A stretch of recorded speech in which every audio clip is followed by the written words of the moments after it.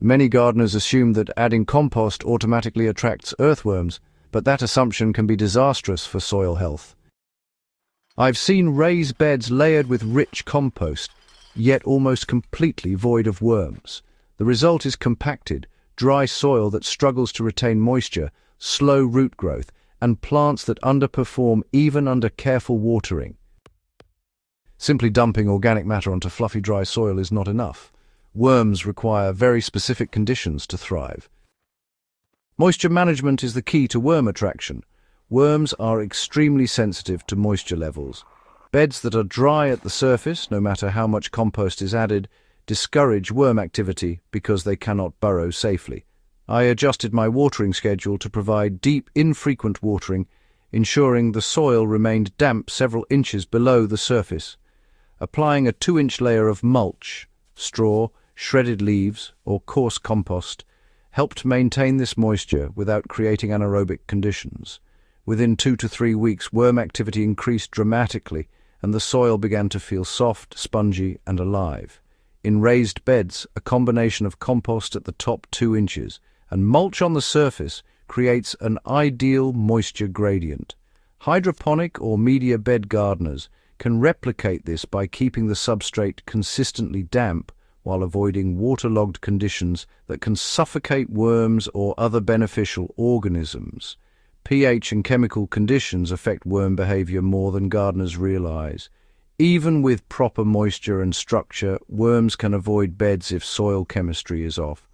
Worms prefer a slightly acidic to neutral pH, roughly between 6 and 7, and beds that are too acidic, alkaline, or overly amended with nitrogen-rich fertilizers can repel worms entirely. I experienced this firsthand when one of my beds, heavily composted with fresh green matter, remained worm-free. A simple soil test revealed the pH was around 5.2, and adjusting it with a small amount of finely ground limestone restored worm activity within a month. Balancing soil chemistry isn't just about worm attraction. It also improves nutrient availability and microbial health. For raised beds or backyard plots, a soil pH test every season and minor adjustments with lime or sulfur can make the difference between an active soil ecosystem and a bed that looks fertile but remains lifeless beneath the surface. Feeding worms works best when integrated into the soil, not just sprinkled on top. Sprinkling compost onto dry, fluffy beds doesn't engage worms. They only consume material they can reach within their soil channels. I now lightly incorporate compost into the top 2 inches of soil and then cover it with a thin mulch layer.